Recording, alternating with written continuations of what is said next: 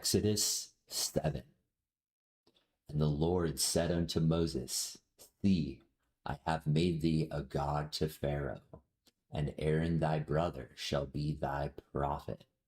Thou shalt speak all that I command thee, and Aaron thy brother shall speak unto Pharaoh, that he send the children of Israel out of his land. And I will harden Pharaoh's heart, and multiply my signs and my wonders in the land of Egypt.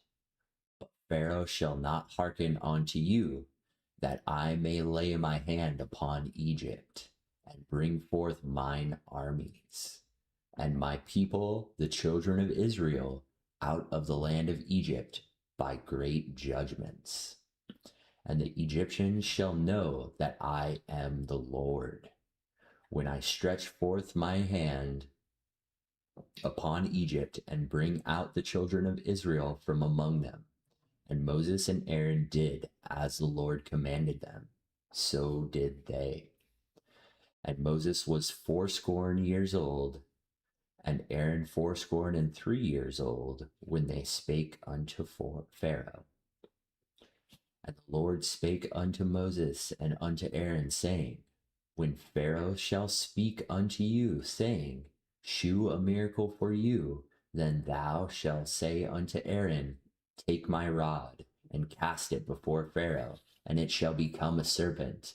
And Moses and Aaron went unto Pharaoh, and they did so as the Lord had commanded. And Aaron cast down his rod before the Pharaoh, and before his servants, and it became a serpent.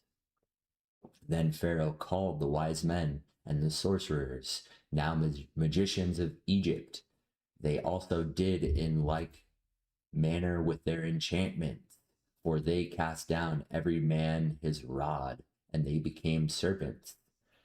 But Aaron's rod swallowed up their rods, and he hardened Pharaoh's heart, and he hearkened unto them, as the Lord had said.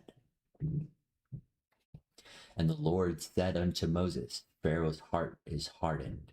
He refuseth to let the people go. Get thee unto Pharaoh in the morning.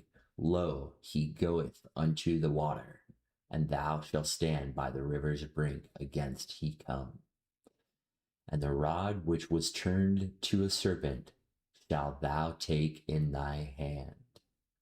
And thou shalt say unto him, The Lord God of the Hebrews hath sent me unto thee, saying, Let my people go, that they may serve me in the wilderness. And behold, hitherto thou wouldest not hear me.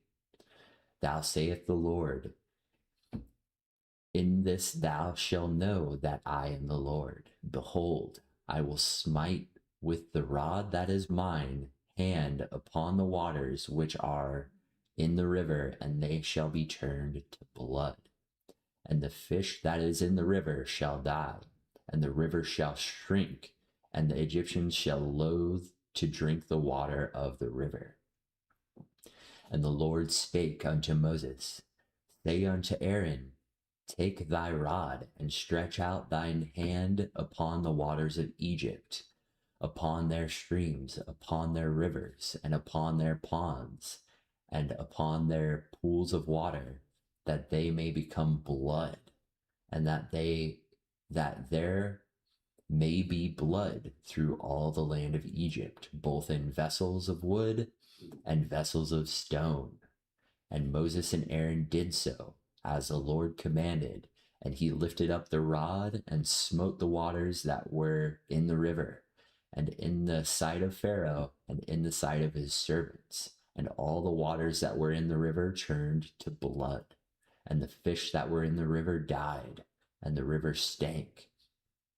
And the Egyptians could not drink the water of the river, and there was blood throughout all the land of Egypt.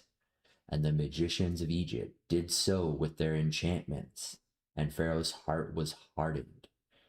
Neither did he hearken unto them, as the Lord had said. And Pharaoh turned and went into his house. Neither did he set his heart to this also. And all the Egyptians digged round about the river for the water to drink, for they could not drink the water of the river. And 7 days were filled after that the Lord had smitten the river. Wow, that's crazy. So the magicians also turn their staffs to snakes.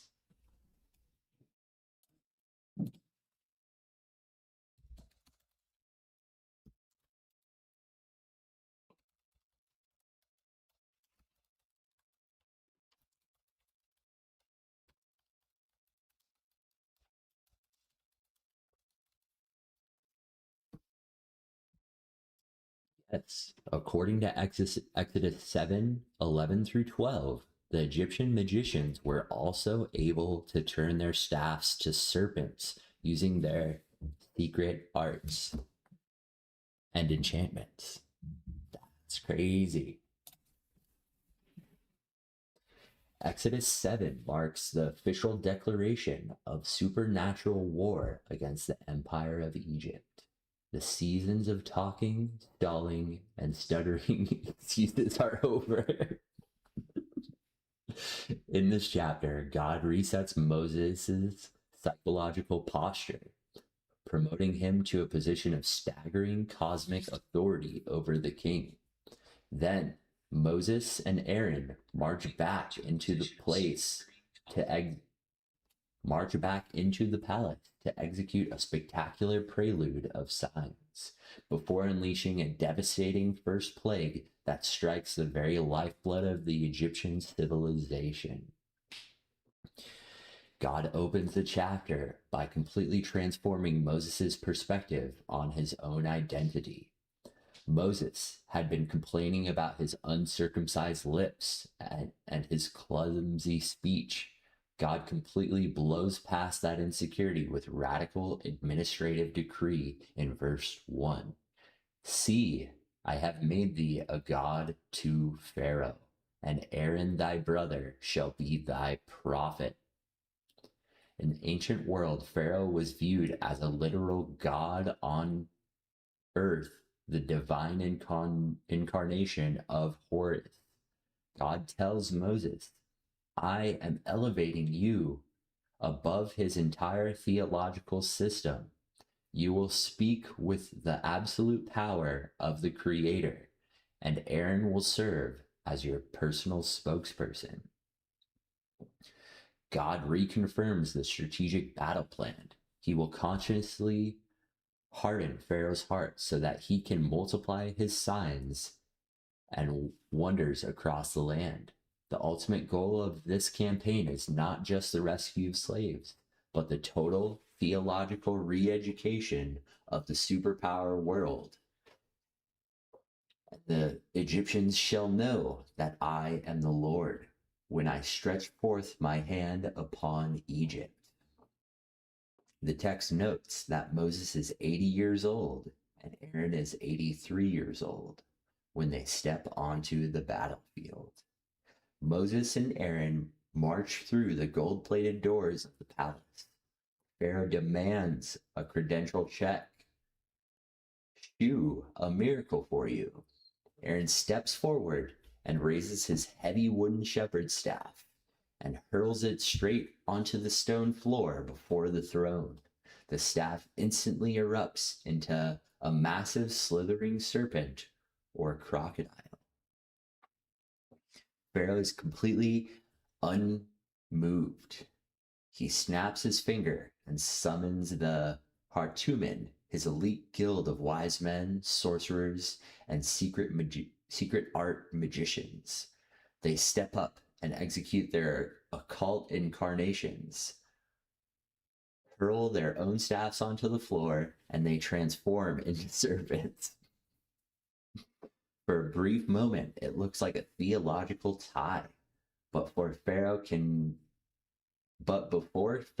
celebrate, a stunning geographic piece of divine dominance takes place in verse 12. But Aaron's rods swallowed up their rods. The cobra worn on Pharaoh's crown represents his supreme sovereign right to rule and execute judgment. By having Aaron's staff physically consume the magician's staff, God was broadcasting a blunt message. My authority is going to swallow your entire empire alive. Yet, precisely as God predicted, Pharaoh's heart remains frozen and hardened. He refuses to listen. The next morning, God commands Moses to execute an ambush. He tells him to intercept Pharaoh at dawn as the king walks down to the banks of the Nile River, likely to perform his morning religious rituals to the river gods. Moses stands at the bank, confronts the king, and delivers a fierce ultimatum.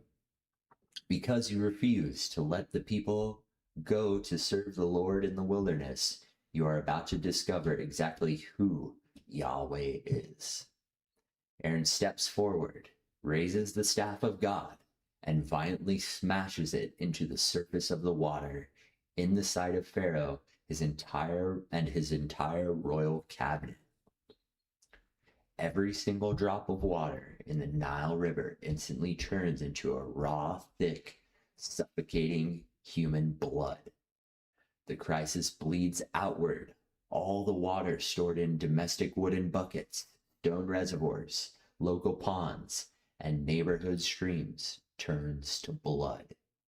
The fish population completely suffocates and dies, unleashing a horrific, rancid stench that makes the entire nation of Egypt physically vomit.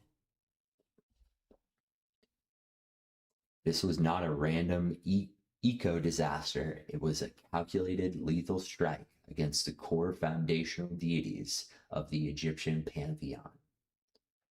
Hapi, the god of the Nile, inundated and the bringer of fertility.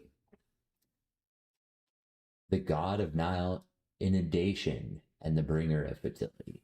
Osiris, the god of the underworld, whose lifeblood was poetically said to be the Nile itself.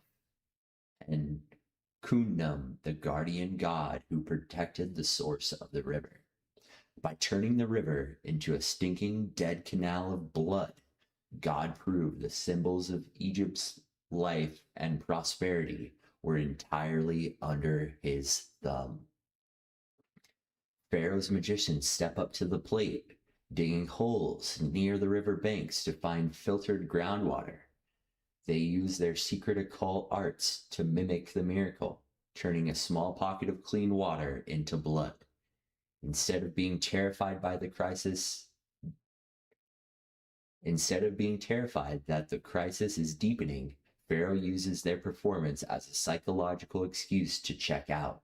He turns his back, walks back into the air-conditioned palace, and completely ignores the suffering of his people. The chapter closes in a state of absolute domestic misery.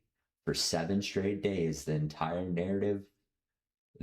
native population of Egypt is forced to frantically dig holes around the banks of the Nile just to find a single cup of drinkable water to survive.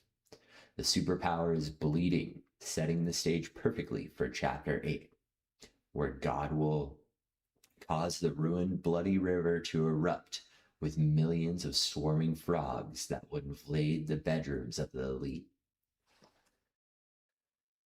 Wow.